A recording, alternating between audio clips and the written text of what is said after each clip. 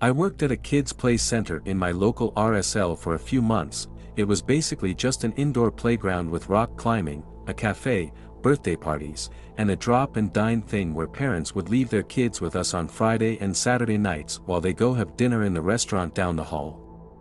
Anyway, I had to open and close one day during the week. It was really slow, so I was the only one working that day. I always felt really uneasy in that place. There was always loud banging in the party rooms and storeroom. I really thought nothing of it most of the time, but this day was different. I closed up at the end of my shift and started to clean up all of the tables like I usually did. Some kids went into the party room, so I had to give the tables a wipe down there. I heard something behind me in the room, and when I turned around there was an older and bigger guy standing behind me watching me. I went pale and I genuinely thought my heart stopped for a second. He disappeared after a second, and when I tell you I ran back to the front desk, I am not kidding. Luckily that was the last thing I needed to do, so I grabbed my stuff and ran out of that place. I was pretty shaken by the ordeal, but forgot about it by my next shift.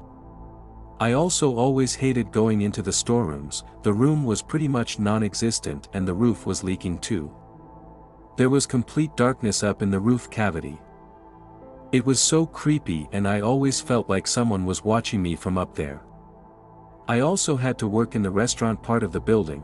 As you walk to the stairs to leave the building, you have to walk past a long hallway which leads to the kids center. It has an automatic sliding door that gets locked from the inside at the end of every shift, so it literally can't open unless you have a swipe key. One Friday night I was finishing my shift in the restaurant. The play center closed about half an hour before, and I saw the staff on shift leave for the night and all the lights were off. I walked past the long hallway and looked down to see the door open. I couldn't have triggered it as the hallway is about 10 meters long and no one was in there, so it shouldn't have opened. That freaked me out a little, so I walked past the door at the end of my shift and, like I thought, it was completely locked like it should be. A few shifts later, after we finished our drop and dine with the kids, we all went upstairs to the abandoned squash courts to check out how spooky it is up there.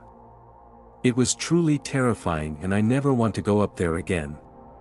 On that adventure I found out that a guy exactly how I described had died in the kids center from a heart attack when the area was still a function room. I ended up quitting about a week later for unrelated reasons, but man, I was so scared of going back to work.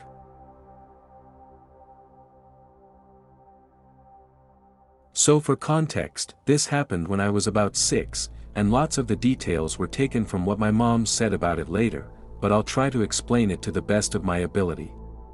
One night, near Christmas, my mom, early 30s but looked younger, myself, 6 to 7-year-old boy, and my sister, 3 to 4-year-old girl, were walking down our street.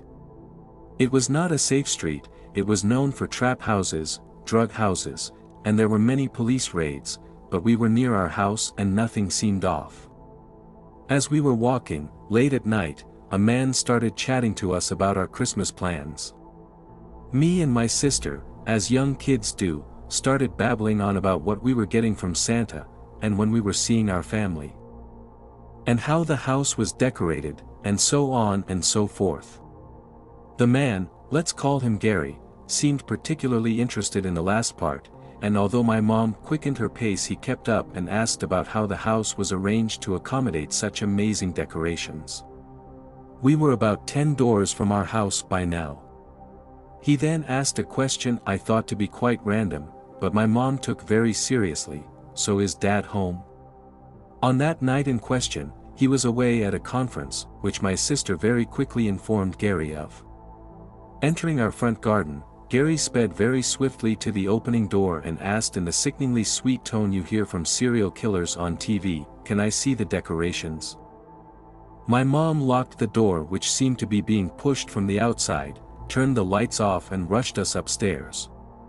Our bottom floor was all laid out in one room, so there was no walls to block us from the pacing outside and continuous knocking. The question started from, "Can I see your decorations?" to, "Let me see them," and my mom called my dad, who rushed home from the city center.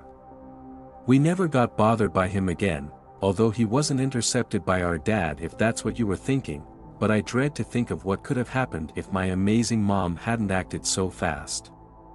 If this was somehow a man who just really wanted to see our decorations, my complete apologies to him. But stay safe out there.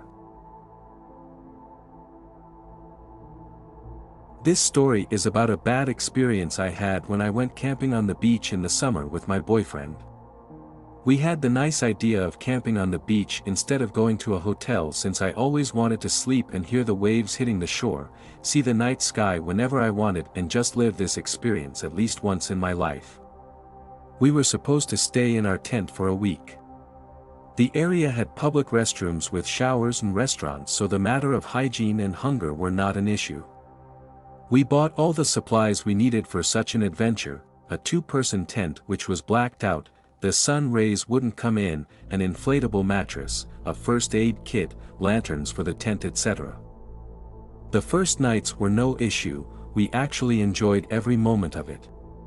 We would always take all of our valuables with us in backpacks in case anything bad would happen to our tent: phones, chargers, wallets, etc. We weren't the only people that camped in that area, there were plenty of people that would camp there, either single people, couples, or even families, which includes even people that behaved badly. When night came, you would occasionally hear people laughing, partying, dancing, listening to music up to smoking weed, taking drugs, or drinking a lot of alcohol. We didn't mind it as nobody had bothered anyone for the past 4 days and nights. People were having fun as they knew best and no one was being aggressive to that point. On one night we stayed out later than usual, around 1 a.m. just wandering around the lively streets to listen to street performers, eating out and such. When we stopped at one such street performer, who seemed to have a lot of people circling him and listening to his music, we realized he wasn't the main character the people were gathered for. In the middle of the crowded street, where cars would occasionally pass by, was a middle-aged woman dancing completely naked, clearly affected by the abuse of alcohol and/or consumption of drugs.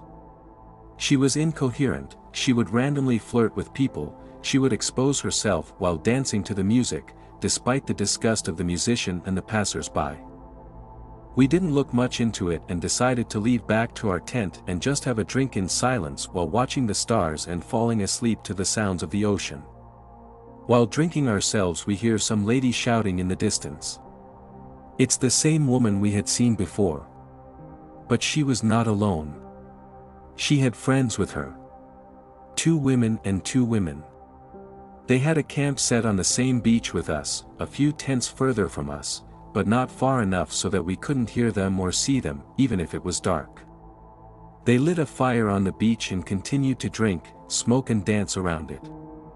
She, of course, is still naked, but this time she is wearing a see-through skirt. She goes in the ocean for what seems to be an eternity. I remember thinking, how is she not cold? The water must be freezing. My BF just shrugged and told me not to be bothered. If we don't engage with her / them, they wouldn't annoy us. So I did as told. But, even so, I always felt as if I was being watched. Put my thoughts aside, we decided to go to sleep, but being a beautiful night and the air warm, we thought of not closing the tent completely, just zip the mosquito cover so the air would circulate inside the tent and have the sun shine in the morning to wake up early. I don't recall how long I've been sleeping for, but I remember being awoken by footsteps circling our tent and a womanly voice humming a song softly. The tent was not very thick. You could hear everything outside of it. I was too afraid to look out, heck, I was too afraid to even change my position so as to not indicate to the outsider that I noticed their presence. All I did was lay down and look outside through the mosquito cover. All of a sudden I hear the footsteps stop above my head and the voice whispering, "Don't be afraid, I only want to sing you a lullaby."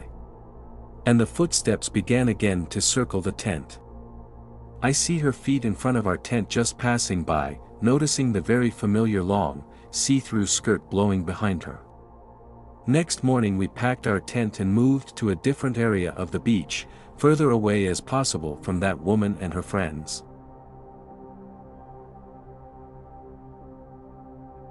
My name is Louise, but you can call me Lou if you like.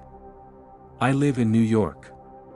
I work for a very corporate company, so I am often on business trips. Well, around 4 months ago I had to go out to Los Angeles for a business trip. They flew me out and rented a cute big cabin next to a small town but slightly outside of it, which meant I had no neighbors. One of the days I was there it was my birthday, so I went to a local bar instead of doing work on my laptop. When I got home it was around 11:30, so I showered, got into my PJs, and went to bed. I woke up at exactly 4:13 a.m. and I was hearing creaking noises from the hallway. I thought it was just the house settling because my house back in New York did that all the time. So I just went back to sleep. The next morning I had a meeting, so I got up at 6:20 and started getting ready. The whole time I was getting ready though, I was hearing noises from the upstairs bathroom. I wasn't focused on it though. I was too busy about what I would say in the meeting and how I looked then about what sounded like a toilet flushing. I went downstairs to curl my hair and I heard what sounded like a confused hello. I walked outside and started calling for the person. No one answered. Those were the only strange things that happened, but thinking about now that I'm back in New York, it's very creepy.